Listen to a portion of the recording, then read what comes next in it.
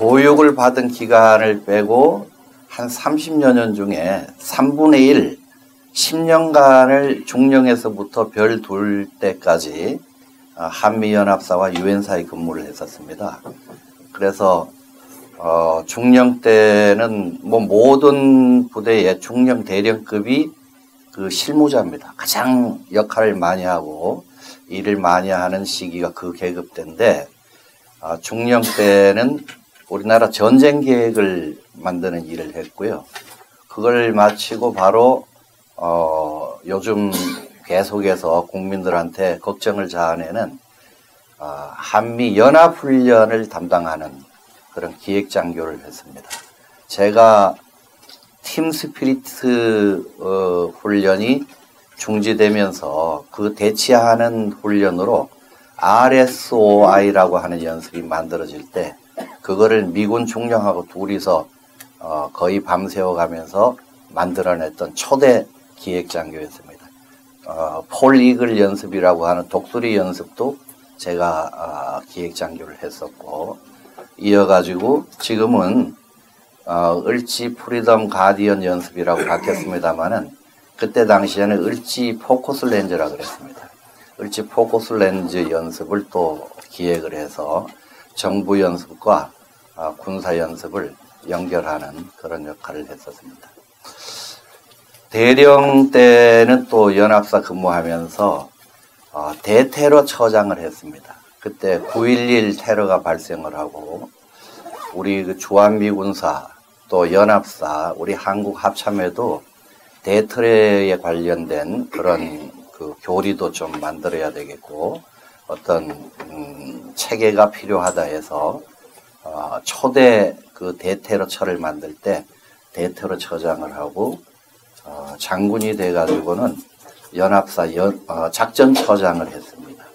연합사 작전처장은 현행 작전을 총괄하는 사람입니다.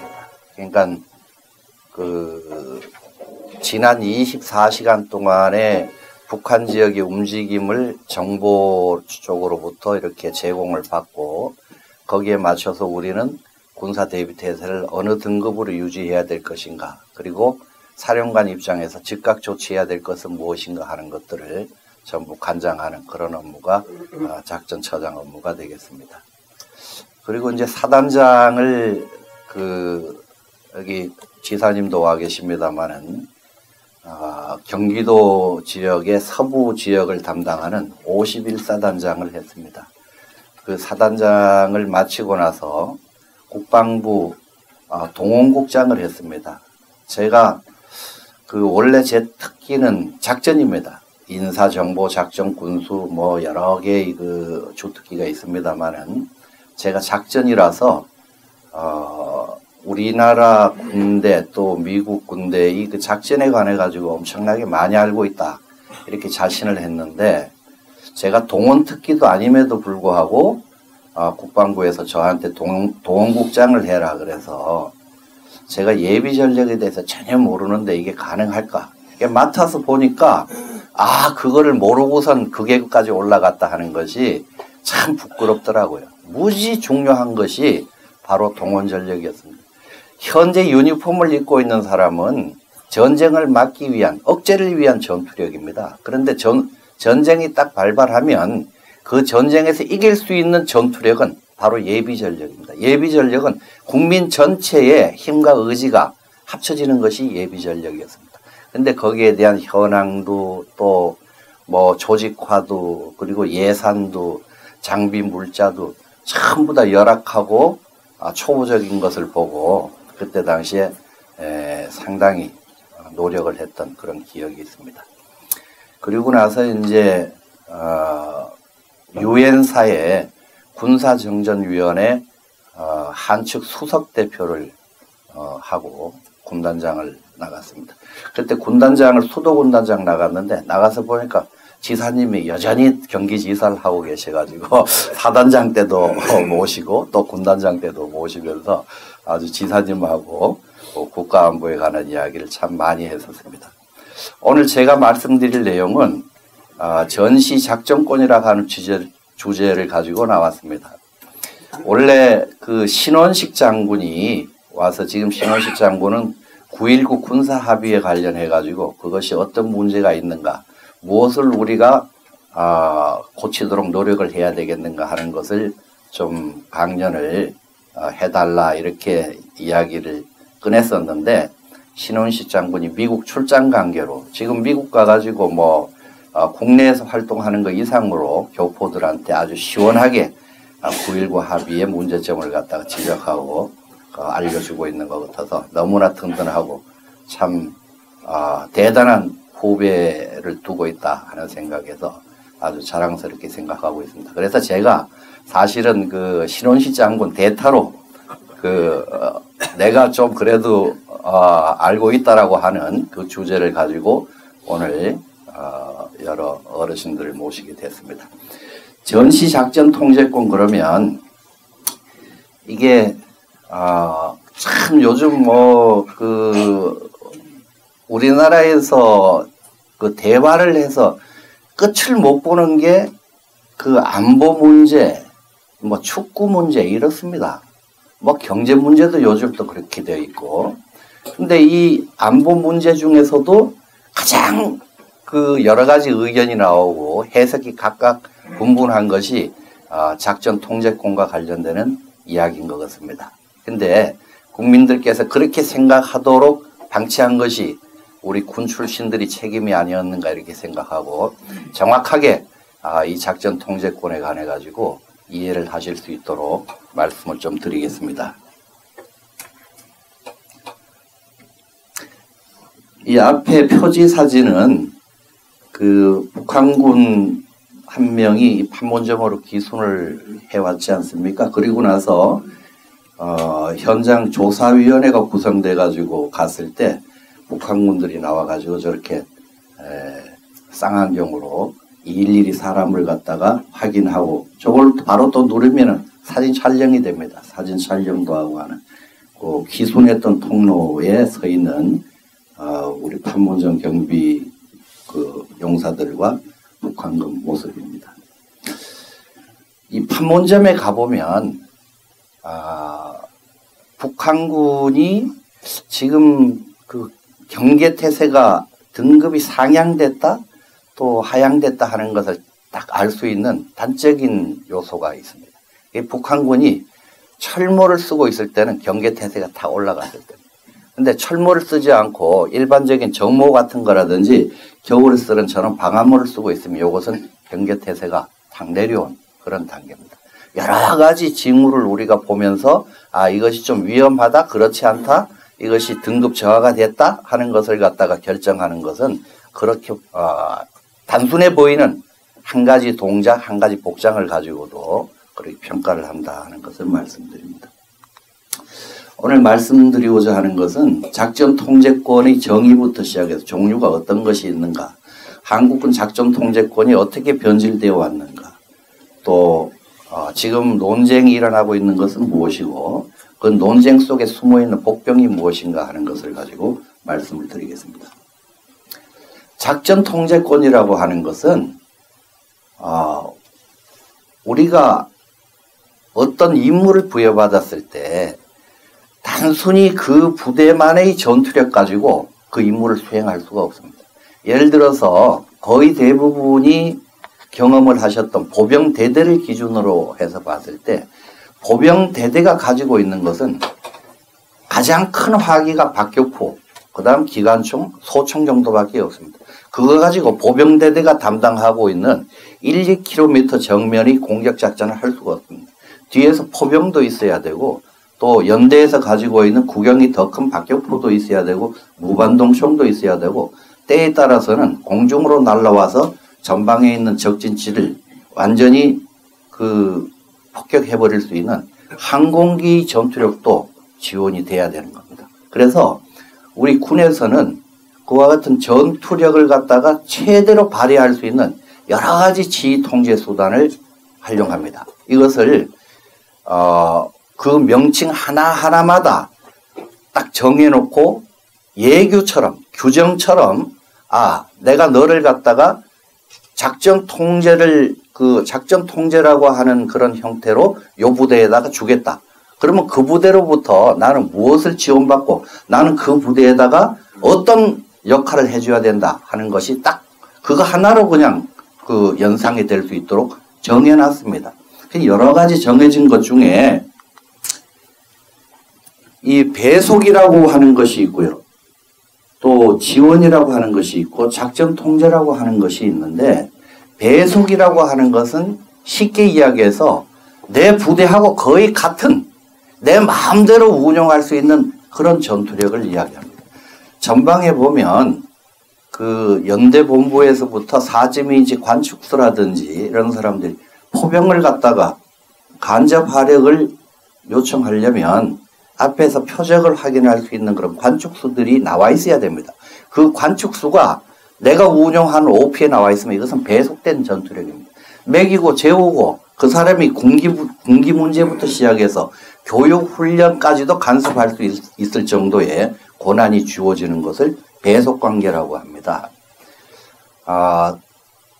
어떤 경우에는 인사적인 부분까지도 내가 책임을 져야 되는 게 있지만 아주 근본적으로 그 사람을 갖다가 해임시키거나 강등하거나 징계를 하거나 하는 것은 제한을 받는 것이 배속이라고 하는 그런 지휘관계입니다.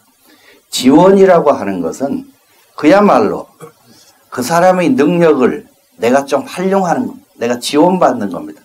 내가 보병이 앞으로 쭉 전진해서 나가는데 뒤에 있는 포병이 내 앞에다가 포를 쏴줄 수 있도록 내가 필요할 때마다 지금 표적 번호 몇 번 오른쪽으로 200m 지역 적 밀집 부대 사격바람 이런 식으로 해서 요청해가지고 하는 거 이것이 지원입니다. 이것은 완전히 그 부대의 성격이 다른 그런 부대가 힘이 없는 부대를 갖다가 이렇게 지원해 줄 때 사용하는 그런 방법입니다. 물론 지원도 일반적으로 이 부대도 지원했다가 저 부대도 지원했다가 하는 일반 지원의 방법이 있는가 하면 나는 요 부대만 지정된 요 부대만 지원해 준다라고 하는 직접 지원이라고 하는 그런 방법도 있습니다. 그 다음에 이제 작전 통제라고 하는 것이 있습니다. 이 작전 통제라고 하는 것은 일정한 기간과 조건 내에서 내가 요 부대를 갖다가 작전 통제하는 겁니다. 예를 들어서 내가 내일 새벽에 공중강습 작전을 해가지고 우리 대대가 여기에서부터 소양강댐 북쪽에 있는 고지까지 이동을 한다. 그러면 그 작전을 위해서 나한테 헬기 부대가 작전 통제가 될 겁니다. 그럼 헬기 부대가 작전 통제가 되는 그 시간부터 그 부대 지휘관과 작전 장교를 불러가지고 나는 몇 시에 그쪽에 랜딩을 해야 되겠다. 그래서 거리가 얼마가 되기 때문에 여기서는 몇 시경에 출발할 수 있도록 하자. 여기서 출발할 수 있는 픽업존은 어디고 이동할 수 있는 통로는 어떻고 적은 지금 어디에 배치가 되어 있고 방공포가 어디까지 화력 그 위협이 있기 때문에 우리는 어떤 통로를 통해 가지고 가야 되겠다. 그리고 이렇게 가는 동안에 예비기로는 몇 대를 활용하고 너는 몇 번 왕복할 수 있겠는가?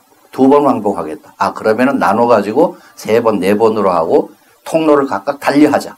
적을 기만하기 위해서. 이런 식으로 내 마음대로 내 작전 목적에 맞춰 가지고 나한테 지원된 전투력을 직접 그 부대의 작전 계획까지도 통제해서 운용할 수 있는 권한.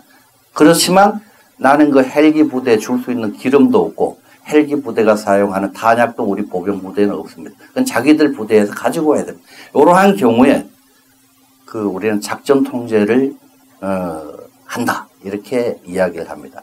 소위 이야기해서 지정된 한국군 부대에 대해 가지고 연합사령관이 작전 통제한다 하는 것은 바로 그런 모습을 이야기하는 겁니다. 예를 든다면 해병대 2사단 같은 경우는 김포와 강화도 지역을 담당하고 있습니다. 물론 강화도 서쪽에 연평도 바로 동쪽에 있는 말도라고 하는 지역까지 소위 육지로 연결해가지고 갈 수 있는 최대한 서쪽 그 섬이 말도라고 하는 곳입니다. 거기도 우리 해병대 1개 소대가 가 있습니다. 국민들은 잘 기억을 못하는 적지역과 아주 가까운 그런 지역입니다. 그 섬까지를 해병 2사단이 담당을 하는데 이 해병 2사단은 해병대사에서 작전을 가지고 이렇게 해라 저렇게 해라 통제할 수가 없습니다. 그것은 수도군단장이 통제를 합니다. 해병 이사단장 부대 배치를 요렇게 조정하시오. 화력 배치를 요렇게 조정하시오. 니네는 거기 있지 말고 요쪽으로 빠져라. 뭐 이쪽으로 투입되라. 뭐 이런 것들을 마음대로 결정하고 운용할 수 있는 권한을 가지고 있는 것은 수도군단장입니다. 다만 그 부대의 교육훈련이라든지 그 부대의 인사 문제라든지 소위 인사 문제라 그러면 진급을 시킨다든지 보직을 여기 있던 보직을 저쪽으로 옮겨준다든지 하는 거 이런 것들을 말합니다. 이러한 것들은 수도군단장이 하지 않습니다. 그것은 지휘를 하고 있는 해병대 사령부의 고유 권한입니다. 카투샤라고 하는 조직이 있습니다. 우리 그 젊은이들이 거기 가면은 조금 편하게 생활을 하면서 또 미군하고 같이 근무하기 때문에 영어 공부도 할 수 있다 그래가지고 한참 선호를 했었는데요. 요즘 들어서는 카투샤 인기가 좀 많이 떨어졌습니다. 왜냐하면 그냥 한국 육군으로 가도 카투샤보다도 편한 그런 생활을 할 수 있다. 구태엽 카투샤 가가지고 나보다 덩치도 크고 힘도 좋은 미군들 속에 끼어가지고 그 수많은 훈련을 감당할 필요가 없다. 그 훈련하기 싫으니까 카투샤 가지 말자. 이런 게 요즘 젊은 애들 그런 이야기라고 합니다. 그래서 카투샤 지원율이 조금 떨어졌습니다. 요 카투샤는 6.25 때 만들어져 가지고 미군도 카투샤를 분석을 할 때 이게 대단히 성공적인 조직이었다.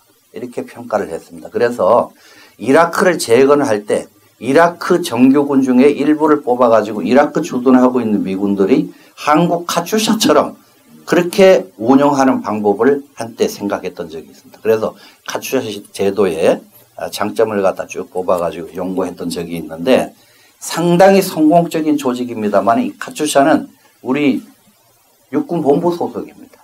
그리고 미 8군에게 배속을 줬습니다.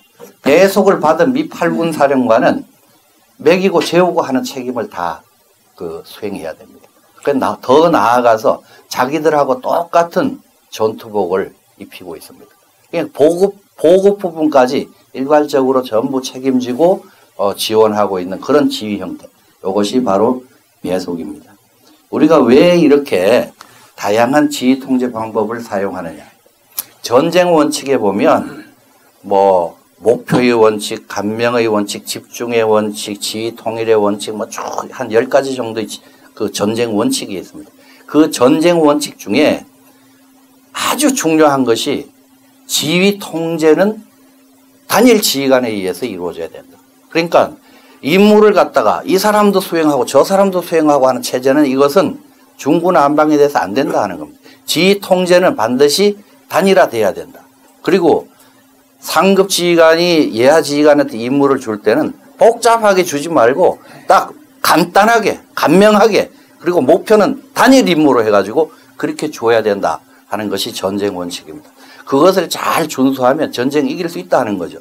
쭉 그 역사적으로 그 전투를 했는 그 교훈을 수집해 보면은 그렇게 귀결되었다 하는 것입니다. 요것을 그림으로 나타내 보면 어떤 특정 임무를 받은 부대가 있다라고 합시다. 이 부대는 순수하게 자기들만의 그 능력으로 그 임무를 수행할 수 없습니다. 그렇기 때문에 작전 통제하는 부대를 일부 받아야 되고 또 어떤 부대는 배속을 받아야 되고 어떤 부대는 내 부대에 포함되지 않지만 필요시에 지원을 해줄 수 있도록 이렇게 엮여져야 됩니다. 이 엮어주는 책임은 요 부대보다도 상급 부대, 이러한 작전 통제 부대, 배속 부대, 지원 부대를 전부 거느리고 있는 그 차상급 또는 차차 상급 부대 지휘관이 내가 요 부대 줄 테니까 너는 이 임무 수행해라. 이런 식으로 이 지휘 통제 관계가 주어지게 됩니다. 보병 부대는 단독으로 해가지고 수행할 수 있는 임무가 경계작전 정도밖에 되지 않습니다. 그래서 보병 부대가 특정한 그 지역을 갖다가 확보하도록 임무를 부여받게 된다면 거의 대부분이 전차가 지원이 되고 포병이 지원이 되고 항공이 지원이 되고 또 연막 차장 같은 걸 할 수 있는 화학 부대가 지원이 됩니다. 그리고 원거리를 이동해야 될 경우에는 헌병이나 발견된 지뢰를 갖다 제거할 수 있는 공병, 하천을 갖다 극복할 수 있는 도하공병 이런 것들까지 다 지원이 됩니다. 이러한 형태로 해서 그 임무를 부여받은 특정 부대가 목표 달성을 하게 되는 것입니다. 미군은 전 세계에 작은 기지까지 합치면 한 800군데에 흩어져서 임무를 수행하고 있습니다. 이 800군데에 있는 그 미군들 중에 우리 한국에서 전쟁이 벌어졌을 때 그 한반도 지형에 적합한 그리고 한국에서 수행해야 될 전쟁 계획을 수행하는데 딱 맞는 그런 전투력을 가지고 있는 수많은 부대가 이쪽으로 오게 돼 있습니다. 그것은 전쟁 계획을 만들 때 우리는 이런 식으로 그 적의 위협이 이러하기 때문에 이런 식으로 전쟁을 해야 되겠다 하는 것을 구상을 합니다. 그리고 구상된 것을 갖다가 미 합참과 이러한 전투력을 갖다 지원해 줄 수 있는 전력사령부 그리고 내가 필요한 시기에 그것을 이 지역에 투입할 수 있겠는가 하는 수송수단을 가지고 있는 미 수송사령부 이런 데서 다 보내가지고 검토를 받습니다. 그래서 거기서 네가 A라고 하는 전투력을 요구했지만 A라고 하는 전투력은 그 시기에 요구하는 시기에 줄 수가 없다. 그러니까 그거보다 조금 못한 B라는 전투력을 그거보다 빠른 시간에 줄게 하면서 쭉 전개하는 목록을 작성합니다. 수많은 부대가 한국에서 전쟁이 벌어졌을 때 투입되도록 계획이 되어 있습니다. 우리 눈에 보이는 지금 미 2사단을 주축으로 한 그런 전투력이 아니라 수많은 부대들이 해외에서 전개하도록 되어 있습니다. 우리나라는 단순히 지금 우리 군만을 가지고 그 연합 전투력을 구성하는 것이지만 그렇게 되어 있다. 우리가 이제 언론 같은 데 보면 뭐 합동작전을 한다. 뭐 이렇게도 표현을 하고 또 연합작전을 한다. 이렇게 표현도 하고 그러는데 군사적인 용어로 연합이라고 하는 것은 국가와 국가 그러니까 국적이 다른 군대가 합쳐져 가지고 하나의 임무를 수행할 때 이것을 연합군이라고 합니다. 그다음 합동이라고 하는 것은 합동작전이라고 하는 것은 육군과 해군이 해군과 공군이 육군과 공군이 또는 육군과 해군 공군이 합쳐져 가서 작전을 할 때 즉 서비스가 다른 각 군이 다른 군이 자국군 내에 그 군이 모여가지고 작전하는 것을 우리는 합동작전이라고 합니다.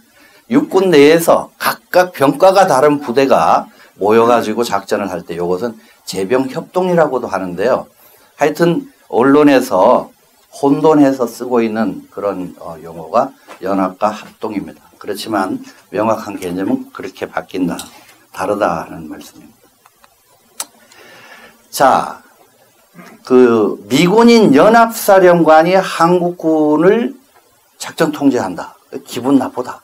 그게 맞는가 한번 보겠습니다. 이 한미연합사는 지상군으로 구성이 되는 지상구성군사. 우리가 구성군사 그러면 생소하죠.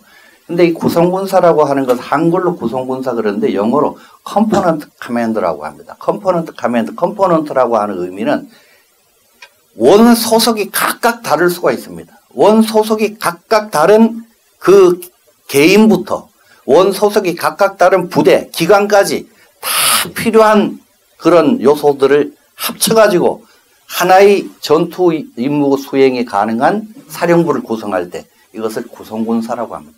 미군들은 거의 대부분이 구성군사라고 하는 표현을 합니다. 앞서서 살펴봤는 지휘통제의 여러 가지 유형을 가지고 이런 부대 저런 부대를 합쳐가지고 하나의 특수임무를 수행할 수 있는 부대를 구성하는 그 모습과 거의 유사하다. 이렇게 생각하시면 되겠습니다.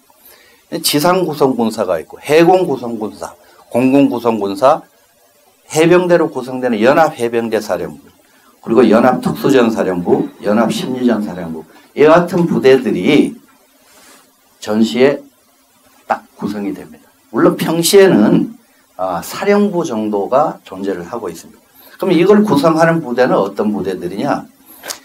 지상구성군사에는 미군으로부터 최소 2개 군단 이상이 전개를 합니다. 그리고 5개 사단 이상 약 한 10만 명 이상의 지상군이 와서 지상작전을 하도록 되어 있습니다. 우리가 표준 작전 계획으로 삼는 작계 5027에서 소요로 제기했고 미군이 한국 전쟁 발발하게 되면은 이 전투력을 줄 수 있다라고 해서 쭉 부대 목록을 만들고 그 부대의 전개 계획을 갖다가 수립해둔 그런 부대들이 상당히 있다. 그리고 이라크 전에서도 용맹을 떨쳤던 101 공중강습사단이라든지 뭐 유격연대라든지 이와 같은 특수부대들까지도 지상구성군사에 주어진다. 이거는 평시에 미군이 연합사령관이 이래라 저래라 할 수 있는 전투력이 아니라 앞서서 받는 800여 개 기지에 쭉 흩어져 있던 그런 전투력이 한국 전쟁을 위해서 거기에 구성되는 지상구성군사를 위해서 미군으로부터 지원되는 전투력입니다. 해군 구성군사는 대표적인 게 일본 요코스카이에 있는 7함대입니다. 7함대 사령부는 요코스카이에 있지만 한반도 전쟁이 발발하게 되면 즉시 그 한반도 작전 정구라고 하는 KTO라고 하는 곳으로 이동을 해서 미국에서부터 전개되는 항모 전단을 지휘해서 작전을 합니다. 공군 구성군사는 한국에 있는 7공군을 모체로 해가지고 일본에 있는 5공군, 뭐 알래스카에 있는 그리고 F-22를 가지고 있는 미국의 주방위군까지도 와가지고 공군 구성군사를 구성하게 되어 있습니다. 우리가 미국 본토로부터 가끔 가다가 뭐 어떤 특수한 항공기가 한국 군산기지에 전개를 했다. 그래서 며칠 동안 여기서 주둔을 하다고 갈 것이다. 요렇게 오는 부대들은 거의 대부분이 한국에서 전쟁 났을 때 투입되는 부대입니다. 한국의 지형을 갖다가 또 한국의 어떤 풍토나 문화나 이런 것들을 갖다 계속 답습하고 학습을 해서 그것이 자기가 유사시 임무 수행할 때 도움이 되도록 하기 위해서 그렇게 순환 훈련을 하고 있는 것입니다. 다음에 일본에 있는 제3해병원정군. 이것은 비행사단이 있습니다. 우리나라 해병대하고 틀립니다. 비행사단이 있고 여기서 가지고 있는 1개 여단은 3일 이내에 완전 무장을 해가지고 한국 전선에 투입될 수 있는 그런 전투력이 있습니다. 그 부대가 사용하는 탱크부터 장갑차 그런 중장비는 항상 태평양상에 떠 있습니다. 미국 국방부로부터 화물선을 임대를 해가지고 그 화물선 안에 태평양 지역의 어느 지역에서 분쟁이 발발하더라도 즉각 투입해서 써먹을 수 있는 탱크나 장갑차나 야포, 그 다음에 탄약, 이 사람들이 먹고 마실 뭐 각종 그 식음료 또 의약품 모든 것이 다 실려 있습니다. 그 부대들은 그대로 그 어느 지역으로 가라 하면은 그 지역으로 그 이동을 하고 요 해병 원정군은 소총만 가지고 항공기를 타고는 바로 들어오죠. 그래서 항구로 가가지고 자기가 조정하도록 지정되어 있는 그 전차를 내리고 장갑차를 내리고 그걸 가지고 전선으로 투입되는 겁니다. 미군의 전투력 운용 개념은 우리가 우리 땅에서 싸우는 것과 완전히 다릅니다. 상당히 훈련이 필요하고 또 고도로 이렇게 계획되고 그걸 반복적으로 해야만 되는 전투력이 미군 전투력입니다. 그 다음에 일본에 있는 제1특전단 이것이 또 연합특수전사를 구성을 합니다.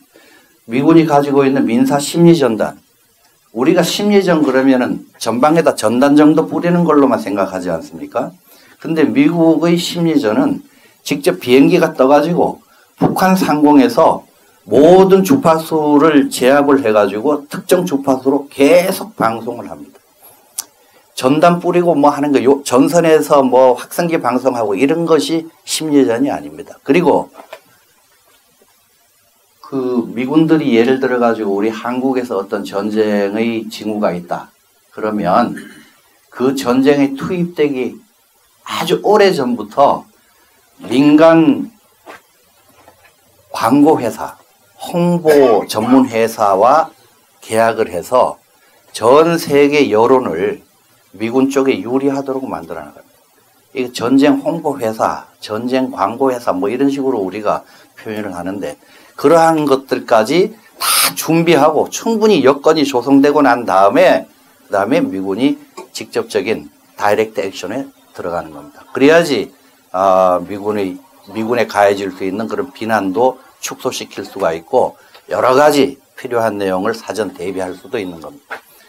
이렇게 구성되는 속에 우리 한국군은 육군 중에선 일상군, 내년 이제 1월 달에 되면 1군이 없어집니다. 그리고 1상군이 합쳐져 가지고 지상작전사령부가 되는데요.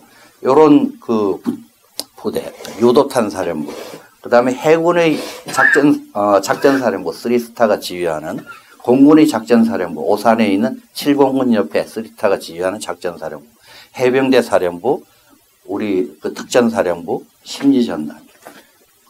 요런 부대들이 요 구성을 하는 요 부대의 한측, 요소들이 되는 겁니다.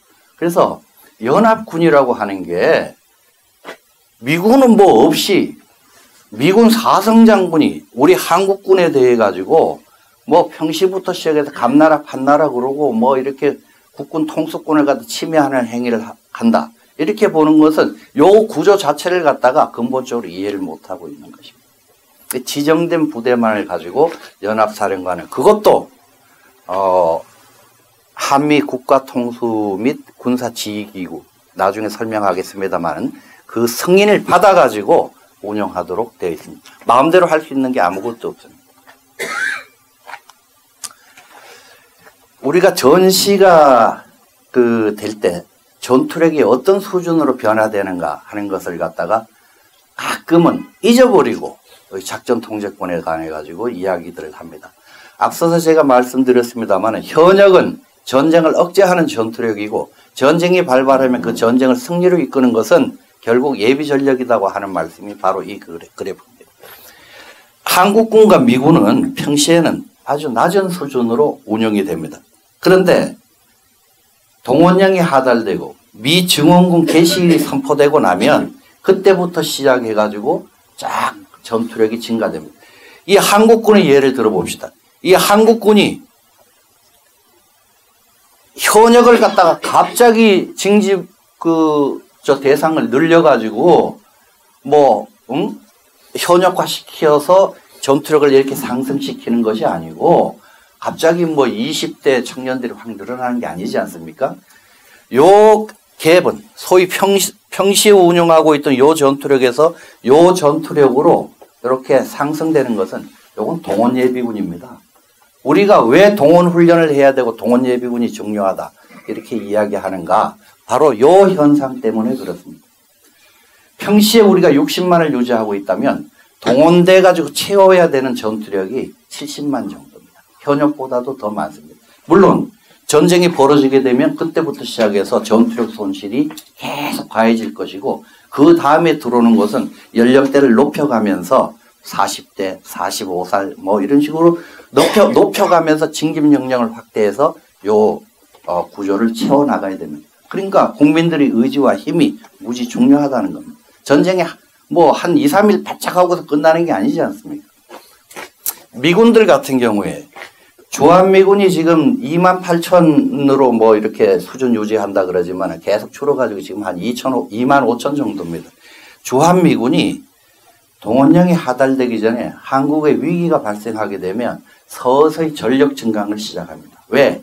전개되는데 많은 시간이 걸리고 또 여차하면은 바로 타격 임무에 들어가야 될 그런 부대들은 다른 앞서서 봤는 여러 가지 요소들로부터 지원을 받아가지고 통합돼야 되는 과정이 필요하기 때문에 서서히 전력 증강을 해나갑니다. 그러다가 미군은 우리는 M-Day, 모빌라이제이션 데이라고 하는데 미군은 커맨스먼트 데이라고 합니다. 미군이 동원되는 것은 커맨스먼트 데이가 선포됐을 때 미군이 동원이 됩니다. 그럼 그때부터 시작해서 소위 한국 전쟁에 투입되도록 지정되어 있는 부대는 전개를 시작합니다. 그 목록상에 예를 들어 가지고 로버트라고 하는 사람은 C-Day가 발령되게 되면 C+3일까지 캘리포니아에 있는 샌디에고 항에 가서 어느 배를 타고 25일 지나가지고 태평양에 도착하게 되면 태평양 건너게 되면 김해항으로 들어가서 김해항에 미리 와 있는 25 정구 지원단에 연락을 하고 거기서부터 무장을 해서 몇 사단으로 들어간다. 딱 정해져 있습니다. 아주 상세하게.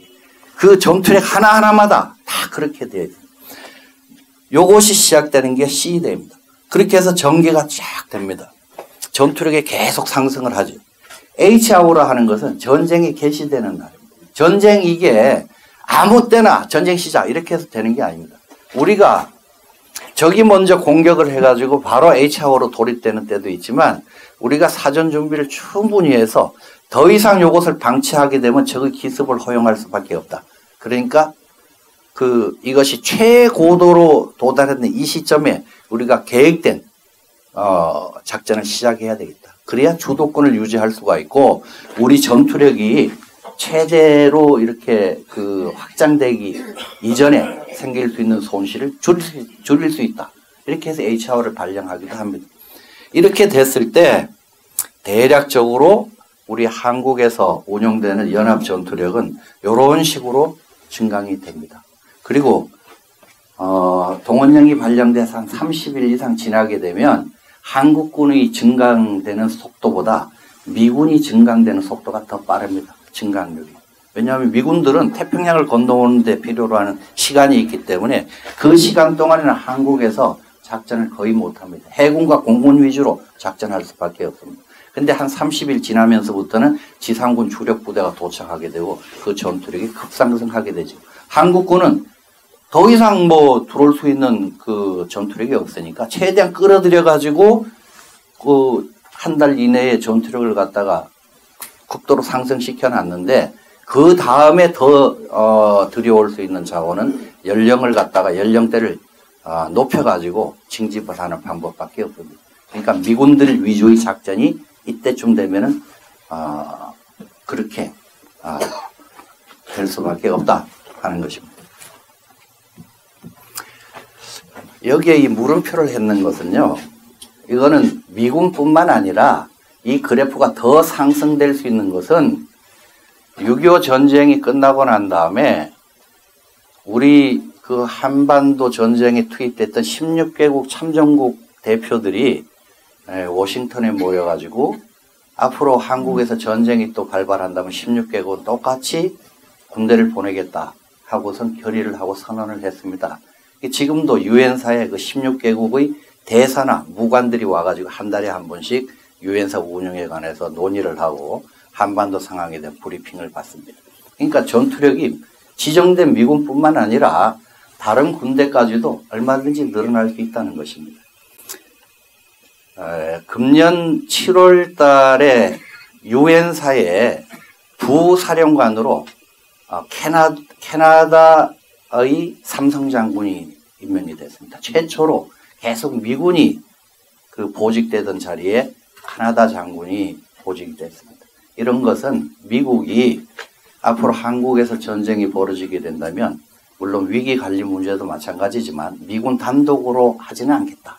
이거 국제적인 이슈로 삼아가고 국제적으로 관리를 하고 16개국도 적극적으로 지원하고 개입할 수 있는 토대를 만들겠다 하는 의지가 강하게 들어있습니다.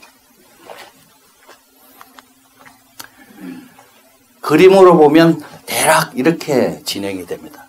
평시에 우리가 전쟁을 억제하고 위기를 관리하고 있지만 어떤 위협이 딱 발생하게 되면 경계태세가 증가가 됩니다. 경계태세가 증가되면 적 지역을 감시하는 이 각종 감시 수단 운용 횟수가 증가하고 장비가 증가하고 그 시간이 늘어납니다.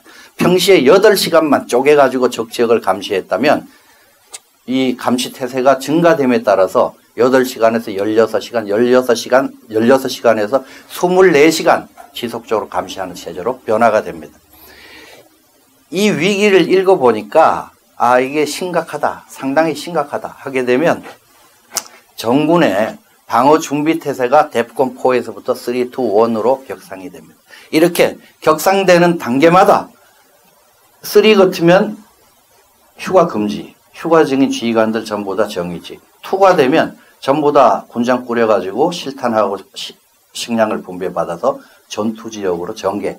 1이 되면 적으로 생각되는, 적으로 판단되는 표적에 대해서는 전시 교정 규칙을 적용해가지고 전투 행위를 해도 된다 하는 것이 됩니다. 이게 다 일률적으로 규정으로 돼서 데프콘 2 그러면 물어보지 않고 자연스럽게 전 부대가 그런 행동을 하도록 그렇게 훈련이 되어 있습니다.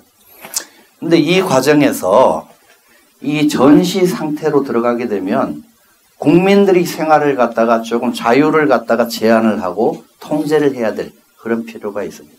그래서 이러한 시기쯤 되게 되면 계엄령이 발령이 됩니다. 그래야 국민 생활까지도 그 자유를 갖다가 국민의 그 생존을 보존하기 위해 가지고 보호하기 위해서 자유를 조금 침해하는 그러한 국가적인 행위가 있을 수가 있습니다.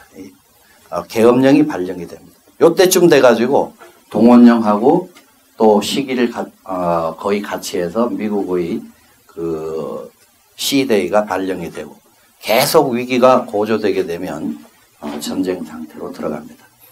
이 H.R.로 하는 것은 지금 적용되고 있는 정전식 교정규칙이 전식 교정규칙으로 바뀌어서 적으로 판단되는 것은 그 바로 교전해도 된다 하는 것을 의미합니다.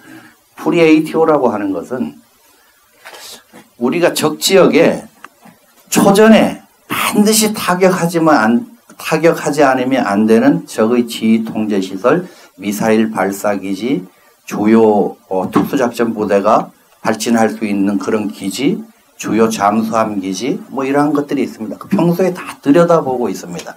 그러한 표적을 72시간 동안 분 단위로 쪼개가지고 미사일로 타격할 것은 미사일로, 또 공군력으로 타격할 것은 공군력으로, 육군 장사정 포병으로 타격할 것 육군 장사정 포병으로 이렇게 타격할 계획을 만들어 놨습니다. 그렇게 해야 하나의 표적에 미사일 한 발이면은 그 표적을 갖다 제압할 수 있는데 뭐 미사일도 쏘고 공군기도 들어가고 뭐 장사정 포병도 쏘고 이렇게 하지 않지 않습니까? 그리고 그 효과를 갖다가 극대화할 수 있습니다. 초전에 적의 기습을 방지하고 우리 손실을 줄이기 위한 수단으로 공군이 주도해가지고 만들어놓은 72시간 타격 계획이 자동적으로 시행이 됩니다. 적이 목록에 딱 들어가 있는 부대는 프리-ATO가 시행된다 그러면 자기는 그 시행되는 그 시간, 거기 기준해가지고 나는 1시간 32분 후에 이 보탄을 누르도록 돼 있다. 그러면 1시간 32분 딱 되면 그냥 보지 않고 보탄을 누릅니다. 그렇게 하지 않으면 공중 공간에 수많은 미사일이 날아가고 비행기가 날아가는데 아군 미사일에 의해서 아군 비행기가 격추될 수도 있고 위험한 상황이 초래되기 때문에 반드시 그것은 지킵니다. 그리고 중간중간에 효과평가를 해서 이것이 아직 덜 파괴됐다. 그러면 한 번 더 타격한다든가 하는 것들을 합니다. 평시는 한국군 단독으로 위기를 관리를 합니다. 그런데 그 위기가 증폭이 되게 되면 한미 국가 통수라 하는 건 대통령을 말합니다. 국가 통수 및 군사지휘기구는 국방부 장관과 합참의장을 말합니다. 이 사람들이 합의에 의해서 한국군 지정된 부대의 작전 통제권이 연합사령관한테 넘어가고 한미연합지휘체제가 가동이 되기 시작합니다. 마찬가지 이때부터 시작해가지고 그 연합사령관은 자기한테 한국 정부로 전개하도록 되어 있는 각 미군 부대와 딱 연락을 해가지고 전 세계에 있는 부대가 너 언제까지 올 거야? 언제까지? 이상 없어? 다 확인하고 체크하는 그런 임무가 시작됩니다. 그러니까 미군 지휘관이라고 해서 그 사람이 한국군만 가지고 전쟁 임무를 수행하지 않는다. 그 사람은 양쪽 군대 자기한테 주어지는 그 군대를 가지고 전쟁을 한다 하는 겁니다. 요때 변화되는 것이 위기 관리를 한다든지 방어 준비 태세가 격상된다든지 FDO라 그래가지고 이게 그 플렉시블 디터런트 옵션이라 그러는데 신속 억제 방안이라고 그럽니다. 위기가 전쟁으로 가지 않고 억제돼가지고 다시 평시로 환원될 수 있도록 노력을 합니다. 그때 항공모함 전단을 전개시킨다든지 스텔스기를 전개시킨다든지 뭐 하는 여러 가지 조치를 공개적으로도 하고 또 은밀하게도 합니다. 공개적으로 해서 적이 심리적인 부담을 가지고 전쟁 행위를 중단하게 된다면 이 억제에 성공하는 겁니다. 그런데 그렇지 않고 이것이 계속 전쟁으로 발전하게 된다면 은밀하게 전개시켰던 특수전 부대를 이동시킬 수 있는 특수전 항공기라든지 이런 것들은 계속 전개를 해서 소위 C-Day와 H-Hour를 대비하게 되는 겁니다. 이렇게 전쟁은 준비가 됩니다. 결론적으로 말씀드리면 작전 통제권이라 하는 것은 군사적인 임무 수행에 한정된 것이다. 고난을 주는 상급 부대는 내가 가지고 있는 전투력을 가지고 주는 겁니다. 네가 요거 가지고 요 임무 수행해라. 근데 요거는 작전 통제하고 요건 배속하고 요건 지원을 해줄게. 요런 식으로. 요것은 통상 사전에 만들어져 있는 전쟁 계획, 작전 계획에 그 목록이 있고 그 부대만을 가지고 이렇게 하는 것이 통상적입니다. 피지원, 지원을 받는 부대는 나한테 지원을 해주는 부대보다 직접 오는 그 부대보다는 상급자이고 큰 부대입니다. 그래야 그 부대를 갖다가 장악해서 지휘를 할 수가 있죠. 기간과 조건 등이 명시가 되고. 근데 이제 전시작전 통제권이라고 하는 것은 지금까지 혼돈을 일으키고 있던 연합사령관이 한국군을 가지고 마음대로 쓸 수 있다. 이런 것이 아니라 반드시 한미 대통령과 양국의 국방부 장관, 합참의장을 통해 가지고 이양이 되는 전투력이다. 그리고 지정된 부대가 딱 있고 그것으로 한정돼 있다 하는 것을 갖다가 알 수가 있습니다. 한국군 작전 통제권은 전쟁 중에 7월 14일 날 이승만 대통령이 편지를 써가지고 메가더 장군한테 우리 한국군 작전 지휘 해달라 그랬습니다.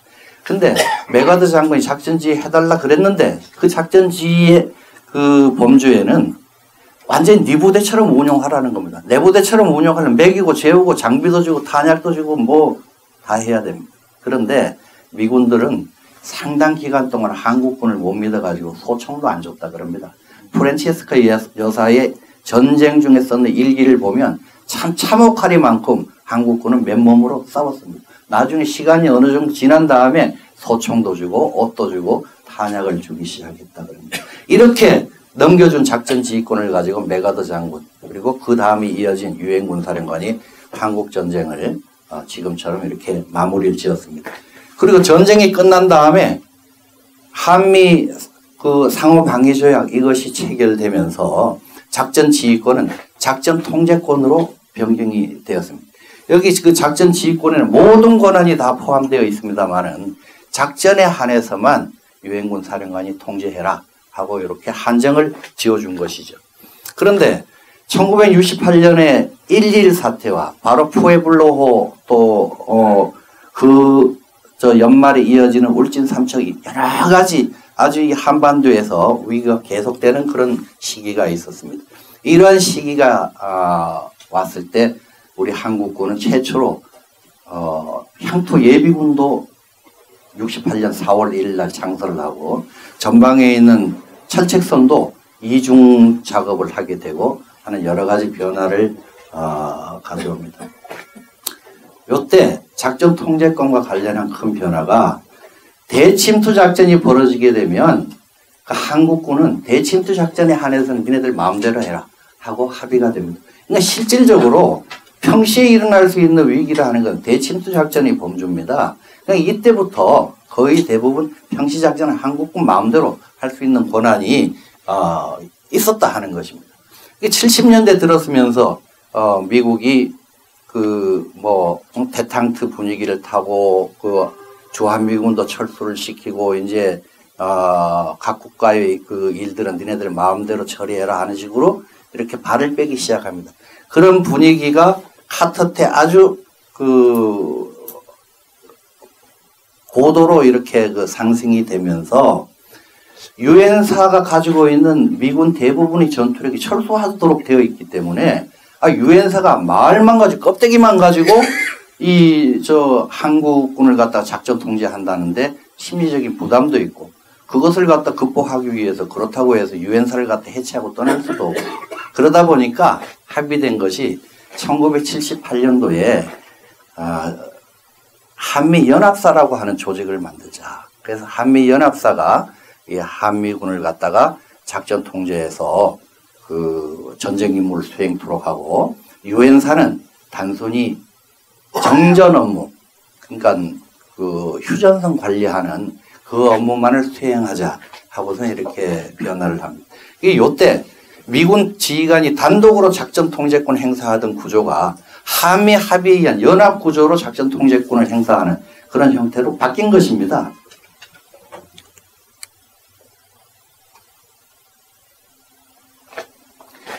그래서 78년 11월 7일 날 한미연합사가 만들어지고 난 다음에 느닷없이 1991년이 되게 되면 노태우 대통령이 그때 이제 90년대가 되면 이게 뭐 소련도 무너지고 또 노태우 대통령이 추진하던 그 북방 정책 여기에 이제 그 실질적인 성과도 내야 되고 북한과의 뭐 비핵화 합의도 되고 뭐 상당한 어떤 그 진전이 있었습니다.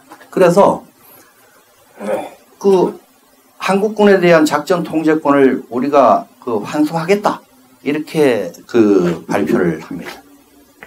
이때부터 시작해서 이 작전 통제권이라 하는 것이 정치 이슈화가 됐습니다. 이때 노태우 대통령이 이 말을 했던 것은 이제 공산주의라 하는 것은 망했고 북한도 망하기 직전인 것 같고 우리가 체제 절대 우위로 올라섰다 하는 자신감이 있기 때문에 우리 손으로 자꾸 미국 측으로부터 한국 방위에서 발 빼겠다는 위협을 그걸 감수할 필요 없이 우리 손으로 한번 해보는 그런 그 생각을 하겠다 하는 그런 의도에서 이야기한 겁니다. 근데 이것이 노무현 그 대통령이 들었으면서 날짜를 정해놓고 2012년 그 우리가 1950년 7월 14일 날 작전 통제권을 작전 지휘권을 넘겨줬으니까 그 날짜를 거꾸로 한 2012년 4월 17일 날 그 작전 통제권을 그 완전히 환수하겠다 하는 그런 생각을 합니다. 이 사람들이 생각하는 것은 거의 대부분이 시한을 정해놓고 추진을 합니다. 그래서 아주 강압적으로 뭐 대못을 박는다, 내 임기 중에 반드시 실현하겠다 하는 것들은 다 그 기한을 정해놓고 하는 그런 행위입니다. 그런데 그 이후에 북한의 핵과 미사일 위협이 계속 고조가 되고 하니까 이명박 대통령은 2015년 말에 환수를 하겠다 하는 것으로 조금 뒤로 미뤘고 박근혜 대통령은 취임 바로 직전에 북한이 핵미사일을 발사하고 핵실험을 하고 또 2016년도에는 정초부터 시작해서 2차례 핵실험을 하고 하는 그 과정을 겪으면서 이거 안 되겠다. 완전히 그 뒤로 미루고 조건이 성숙되고 난 다음에 작전 통제권을 환수하는 것으로 그렇게 하자. 이렇게 미뤘습니다. 근데 문재인 대통령은 대통령 후보 때부터 시작해서 자기 임기 중에 전시작전권을 환수하겠다. 그게 딱 되고 나가지고 전시작전권이라 하는 실체를 들여다보니까 요게 자기들이 생각하던 거 좀 다르거든요. 그러니까 요즘 들어서는 한 발짝 물러나서 뭐 국방부에다 임무를 줘서 연구해보라 그랬더니 2023년으로 송영무 장관이 보고 있어요. 자기가 그 볼 때 조금 늦추지만 하여튼 조기에 국방개혁과 연계해가지고 환수하겠다 하는 식으로 한 발 후퇴를 했습니다. 잘 모르고 이야기했던 것이 엉뚱한 그 결과를 초래한 것이죠. 이것은 바로 나오는 그 다음 금년도 SCM 합의 내용을 보면 알 수가 있습니다.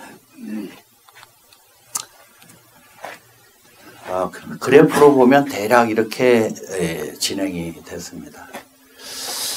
계속 유엔군 사령관이 작전 지휘에서 작전 통제로 바뀌어가지고 그 다음 연합사령관의 작전 통제권이 행사가 되다가 94년 12월 1일부로 평시작전권은 한국합참의장한테로 넘어오고 전시 작전 통제권만 연합사령관이 가지고 있는 그런 구조로 지금 진행되고 있습니다. 요 중간에 92년도 12월 1일 날 기억하시는지 모르겠습니다만은 아주 중요한 변화가 생겼습니다. 이전에 유엔사 사령관은 주한미군사 사령관이었고 미 8군 사령관이었고 한국이 주둔하고 있는 미군 선임장교였습니다. 그래서 캡이 여러 가지였습니다. 근데 한국군한테 지상구성군 사령관이라고 하는 직책을 가장 많은 전투력을 전시에 통제할 수 있는 그런 권한을 92년도 12월 1일부로 넘겨줬습니다. 미리 넘겨줬습니다. 요런 합의 이전에.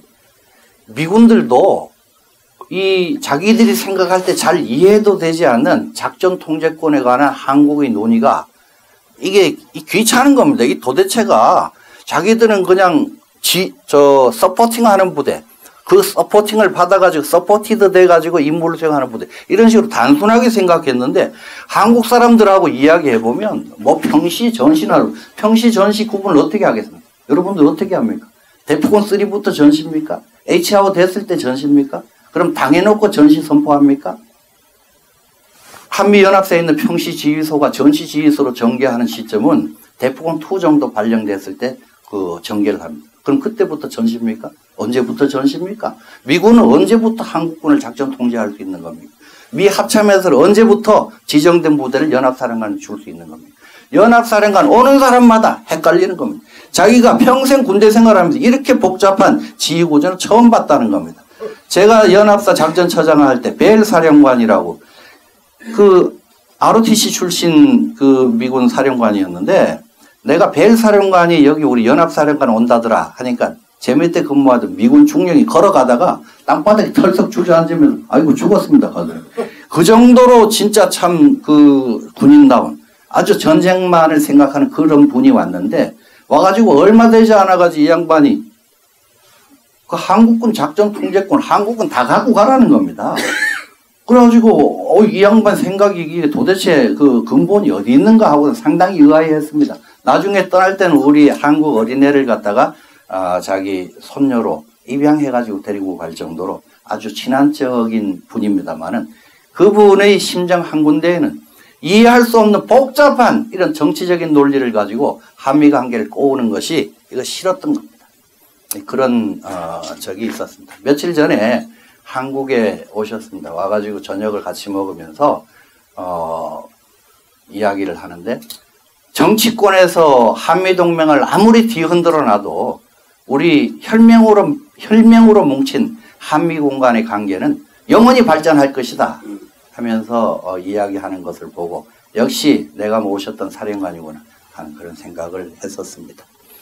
12월 1일부로 한국군 대장, 연합사 부사령관이 지상 구성군 사령관이 됐습니다. 그 연합사 대장 밑에 연합사령관이 8군 사령관을 겸직하고 있었으니까 그 8군 사령관이 또 부사령관 밑에서 임무를 수행할 수는 없지 않습니까? 그래서 그때부터 미 8군 사령관은 미 6군 3스타로 내려갔습니다.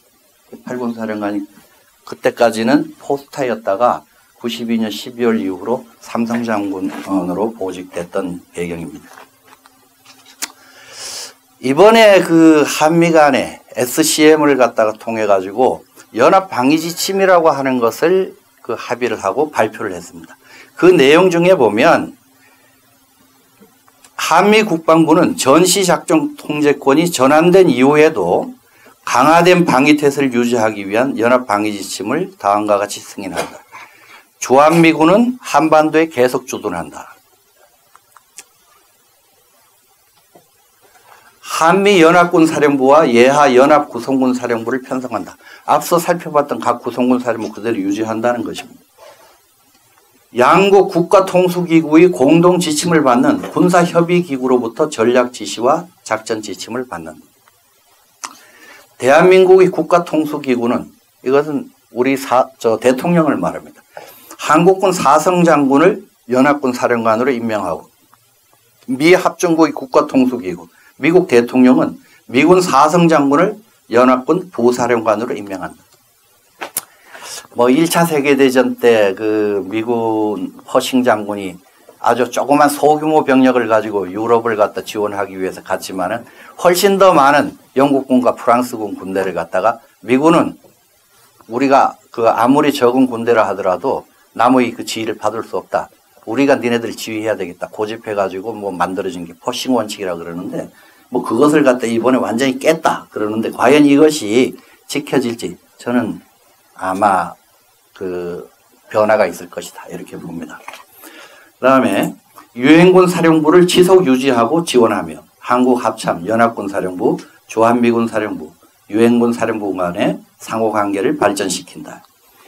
한미 국방부는 연합 방위태세를 강화하기 위한 전시작전 통제권 전환 이후에도 정기적인 협의를 진행한다. 그러니까 앞으로도 계속 협의를 해나가겠다. 이렇게 발표를 했습니다. 그래서 만들어지는 구조가 지금하고 똑같은 그러한 체제를 그대로 유지한다. 지금 요대로 유지가 되고 있습니다. 요걸 그대로 유지한다라고 표면적으로 그렇게 발표를 했습니다. 언뜻 보면은 연합사령관이 미군 사성장군이고 그 밑에 부사령관으로 한국군 사성장군이 있으니까 나머지 다 그대로 놔두고 그 두 사람만 포지션 체인지하는 그 정도로 이건 뭐 단순하게 잘 됐네. 그러면 뭐 전시작전권에 관한 것은 이제 더 이상 우리가 관심 안 가져도 되겠네 하고선 이렇게 생각할 수가 있습니다. 근데 그들이 생각합니다. 그들은 전자권을 갖다가 자주국방을 이룩하는데 필수적인 요소라고 생각을 했습니다. 그래서 전자권을 미군이 가지고 있어서 자주국방이 안 됐고 핵심 전력은 미군 의존도가 심화됐다. 한국을 미국의 침략전쟁에 끌어들이고 미제 무기의 제일 수입국으로 만들었다. 한국군 독자적인 군사사상과 교리도 발전되지 못하게 가로막은 장애물이었다. 이렇게 이야기합니다. 그리고 전환이 아니고 환수라고 하는 표현을 썼습니다. 전자권 전환이 아니라 환수라는 거. 환수는 뭐냐? 빼앗긴 것을 빼앗긴 것을 되찾는 것이 환수입니다. 전환이라 하는 것은 여기 있는 거 이쪽으로 축을 옮긴다고 하는 거죠. 미군은 빼앗은 권한을 이용해서 한국에서 각종 사건, 사고를 저지르면서도 보호를 받고 무소불위의 권한을 행사했다. 북한도 한국군을 미군의 괴뢰군이라고 표현하면서 남북 군사 대화에 직접적인 대화에 너네들은 필요 없다 하고 배제하는 걸림돌로 작용해왔다. 이 사람들이 주장하고 있는.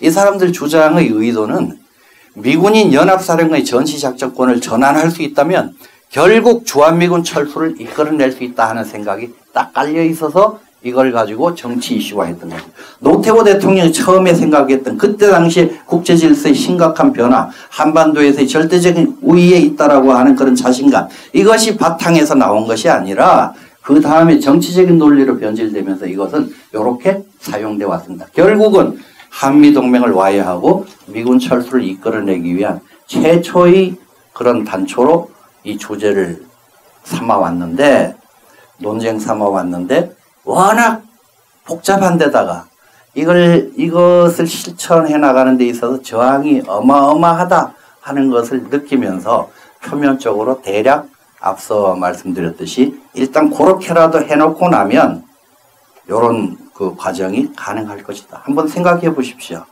우리 국방부하고 합참이 있는 그쪽 옆에다가 조그만한 건물에다가 연합사라 하는 것을 갖다 놓고 연합사 사성장군 거기다가 깃발 달아놓고 있으라 그러고 그 모든 것은 한국군 위주로 다 결정을 하고 미측에다가 통보하듯이 알려주고 하는 그런 구조 속에서 미군이 과연 얼마나 견뎌내고 그것을 용인하겠습니까?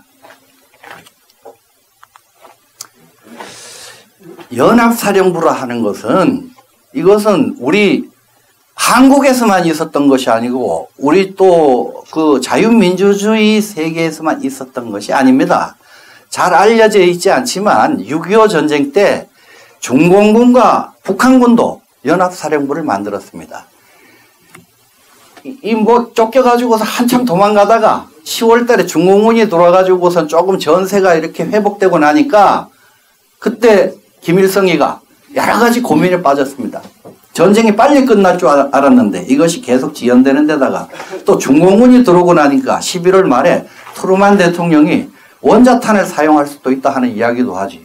이 중공군과 지리멸렬한 북한군 간에 뭔가 이거 미래 전쟁에 대한 준비를 해야 되겠다. 작전 지속에 대한 준비를 해야 되겠다는 생각에서 불이 나게 북경으로 쫓아갑니다. 그때 모 대통령하고 주울레하고 다 나와가지고 회동을 합니다. 차를 마시면서. 자, 전황을 평가해 보니까 초전에서 세 차례의 중요한 평안도와 함경대 전투에서 미군 주력을 딱 격파했다. 미군 24,000명이 이게 소멸됐다라고 이 사람들 그때 그렇게 평가를 합니다. 그리고 미군의 핵 사용 가능성은 이것은 모 대통령이가 김일성한테 걱정하지 마라. 영국에 있는 그 공산당이 핵 사용을 하겠다 하는 미국 트루만을 갖다가 엄청 공격을 하고 있고 국제 공산주의 사회 코민테른에서 미국을 갖다가 공적으로 이렇게 규정을 하고 규탄한다. 또 얼마 전에 일본에 대해서 원자탄을 쐈는데 그 원자탄을 갖다 근처에 있는 다른 곳에서 또 쏘게 된다면 미국이 국제적인 비난을 갖다 면치 못할 것이다. 그리고 쏠 놈 같으면 공개적으로 이야기 안 한다. 기자회견장에서 트루만이 왜 이야기했겠냐. 걱정하지 마라 하고선 모태똥이가 그렇게 달래줍니다. 덧붙여가지고 미군은 종이 호랑이다. 그러니까 겁내지 마라. 우리가 싸워서 이긴 거 봤지 않느냐. 이렇게 자신만만한 이야기를 합니다. 모태똥이는 전쟁이 1년 이상 지속될 것이다 라고 자기는 평가했다는 겁니다. 처음에 중공군을 투입할 때. 그러면서 김일성이한테 당신은 뭐 석 달 만에 끝낼 수 있다라고 그건 전쟁을 잘 모르는 거다. 나는 투입될 때 1년 이상 될 거라고 생각을 했다. 그러니까 앞으로 장기작전에 대비해야 된다. 장기작전에 대비하기 위해서는 지휘구조가 통일돼야 된다라고 생각한다. 김일성이 나도 그렇게 생각하고 그걸 어떻게 할 것인가 협의하러 왔다. 맞장구를 칩니다. 모태똥이가 통일지휘부 구성을 할 때 팽덕회를 그 연합사령관으로 임명을 하고 대신 그 밑에 부사령관은 니네 조선인민군으로 해라. 그래야 조선인민군, 북한군이 부사령관이 되고 팽덕회가 사령관이 됩니다. 팽덕회에게는 공산당 구조에서 군 총사령관 직위뿐만 아니라 정치위원 자리까지 동시에 팽덕회한테 총 권한을 모태똥이가 줘버리는 겁니다. 근데 우리 부사령관은 하나는 군사적인 부사령관, 하나는 정치적인 보좌 자리로 이렇게 두 사람이지만 이렇게 나눠가지고 줍니다. 결국 보면 우리나라 월드컵 팀이 히딩크를 갖다가 감독으로 불러들여가지고 그 역사적인 한 페이지를 만들었지 않습니까? 아니 거기 선수는 전부 한국 사람입니다. 한국 선수였습니다. 최대의 전투력을 발휘하기 위해서 그 장이 누가 되는가에 대해 가지고 그렇게 연연하는 것은 이것은 현대적인 사고도 아니고 이성적인 그런 사고도 아닙니다. 그 사람들이 생각하는 군사주권 회복하고 이게 연계가 됩니까? 아닙니다. 독자적 작전 능력 구비? 그거 아닙니다. 이 시대착오적인 생각입니다. 전 세계는 전부 다 동맹을 갖다 꿈꾸고 있고 자기 전투력이 부족하게 되면 동맹군 전투를 끌어들여서라도 억제를 하거나 전승을 하려고 도모하고 있습니다. 미국은 69개국하고 군사동맹을 맺고 있습니다. 그 69개국에 대해서 핵억제, 핵우산을 갖다가 보장해주겠다 이야기를 하고 있고 실제 수많은 세계 기지에다가 미군을 주둔시키고 있는 겁니다. 전자권 전환이 아니고 환수다? 이것도 아니고 우리는 전자권을 갖다 빼앗긴 것이 아니다. 우리 스스로 히딩크 같은 그런 결과를 내도록 하기 위해서 네가 좀 해라. 이렇게 임무를 줬던 것이고 그것도 지정된 전투력만 가지고 하도록 이렇게 했던 것입니다. 여기서 이제 무엇이 복병이 있는가, 앞으로 어떤 것들이 이야기가 될 것인가 하는 것을 생각해 보면 과연 한국군이 주도하는 사령부가 연합 전투력을 지휘할 수 있을까? 제 경험으로 봤을 때 미군을 지휘하려면 이런 능력을 갖춰야 됩니다. 군사 전략 수립 능력이 있어야 됩니다. 전쟁 계획이 수립 가능해야 됩니다. 연습과 훈련, 시행이 모두 연합 구조로 돼야 됩니다. 최소한도 한국군 사령관과 참모들은 미국 사람하고 거의 똑같은 언어를 구사해야 됩니다. 미국 사람은 농담으로 양개 국어를 할 줄 아는 사람을 바일링구얼이라고 그래요. 3개 국어를 할 줄 아는 사람은 트라일링구얼이래요. 1개 국어를 할 줄 아는 사람, 1개 국어밖에 할 줄 모르는 사람은 아메리칸이다. 자기들은 다른 나라 말 잘 모른다.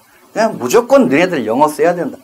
제 카운터파트가 그런 소리를 여러 차례 했습니다.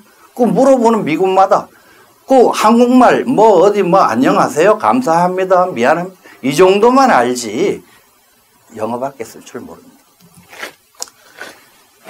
또 우리가 항공모함도 없고 스텔스기도 충분치 않고 장거리 미사일도 제가 경험하지 않고 사용해보지 않은 무기체계를 제대로 운용할 수 있겠습니까? 또 보좌하는 집단이 전문적인 그런 경험이 없습니다. 의사결정도 걔들은 상당히 합리적이고 하위 상달형으로 이루어지고 있습니다. 우리는 위에서부터 중앙에서 결정을 하고 무조건 시키는 그런 구조로 되어 있습니다. 에러가 상당히 많이 날 수가 있습니다. 유엔사와 주한미군사는 미국 사성 장군이 지휘합니다. 유엔사는 정전 협정을 갖다 준수할 책임을 지고 있고 주한미군사는 한국에 있는 미군의 권익을 갖다가 보호하고 전시에 대비하는 그런 임무를 수행합니다. 여기에서 입장 차이가 생길 수밖에 없습니다. 지휘구조를 이상하게 꼬아두게 되면은 상당한 갈등이 생길 것이고 그 갈등은 한미동맹을 와해하는 것으로 연결될 수 있다.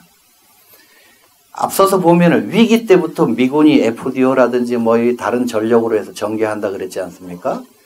그 전투력이 내가 책임지고 있는 저 정부가 아닌데, 내가 주지휘관이 아닌데, 내가 뭐 구태여 그냥 합참에다가 우는 소리 해가지고 항모전단 하나 더 보내주시오. F-22 뭐 오키나와 쪽으로 그 배치해 주시오. 특수전 부대 뭐 침투 가능한, 그 항공기를, 그 MC-130 항공기를 다 김해공항으로 대기시켜 주시오. 대구로 전개시켜 주시오. 못한다 하는 겁니다. 그 한국군이 알았다 해야죠.